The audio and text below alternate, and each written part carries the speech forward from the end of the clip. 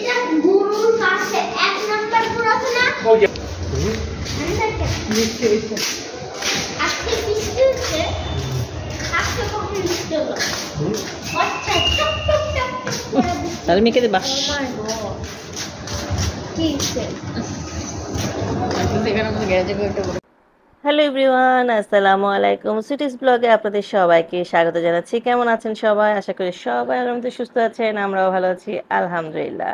তো নিশ্চয়ই সবার গরুর বা ছাগল কোরবানির জন্য কেনা হয়ে গিয়েছে, তা আমাদেরটাও কেনা হয়ে গিয়েছে। তো গতকালকে তো এটা কিনেছি, তো আজকে সকালে এটা আমি ভয়েস ওভার করছিলাম। তো চলুন দেখা যাক আজকে আমাদের কি গরু কেনা হয়েছে।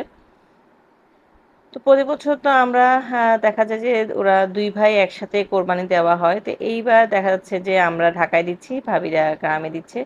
কারণ আমাদের কাছে গ্রামে কোরবানি দিতে একটু ঝামেলা লাগে, তাই এইবার আমি এখানেই দিচ্ছি। আর এখানে আমাদের সোসাইটির যত গরু আছে সবগুলো গেটের বাহিরে এভাবে করে রাখা হয় প্রতি বছর।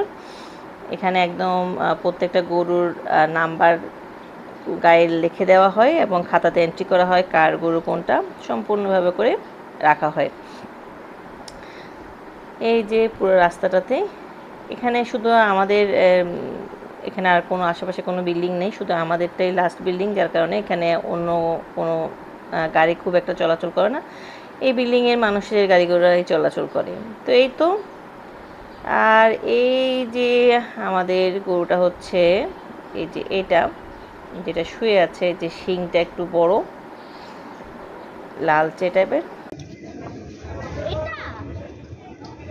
তো দাঁড়াইতেছে না, তো সে তো দাঁড়াচ্ছে না, তাকে একটু দেখতাম, সে তো দাঁড়াচ্ছে না। না না না, মানে কয় নম্বর গরু কারণে চিন্তা হবে না। গরু বাবা জিতবে, উঠতেছে না কেন?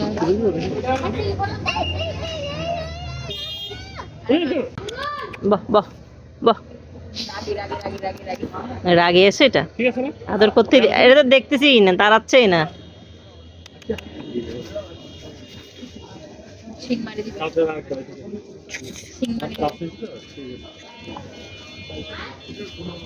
মাথা গরম গরুর, গরুর মাথা গরম, তা আদর করতেই দিচ্ছে না। কপালেই তো দিছি, এই যে কপালে কপালে এসো শিং মারতে চাই। ওরে বাবা,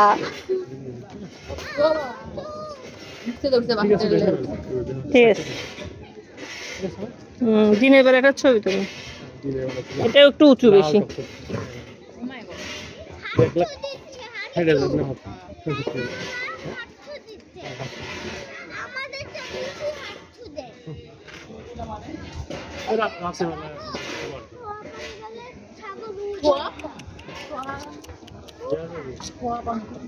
এই আইডা তুমি এই প্রত্যেকবার অন্ধকার জায়গায় পড়ো, ওরকম আলো জায়গায় পড়ো না। পাশ থেকে দেখতো ওদিকে মানে ছাগল। এই যে দেখেন, এই বডি দেখুন, বডি দেখুন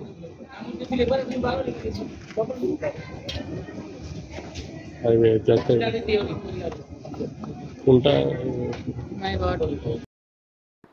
তো আসার সময় বাজার থেকে এখানে হচ্ছে মশলাগুলো নিয়ে এসেছে। কিছু মশলা অনেক বাসায় ছিল, তো ওগুলো দিয়ে আমি গরম মশলা তৈরি করে ফেলেছিলাম।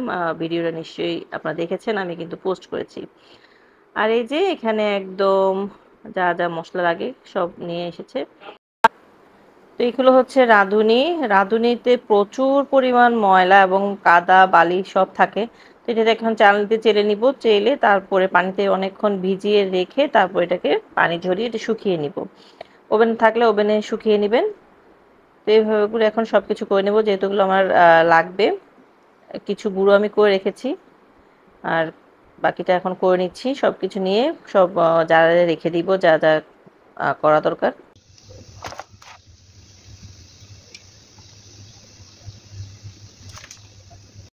এই তো বাকি মশলাগুলো আমি জারে নিয়ে নিয়েছি।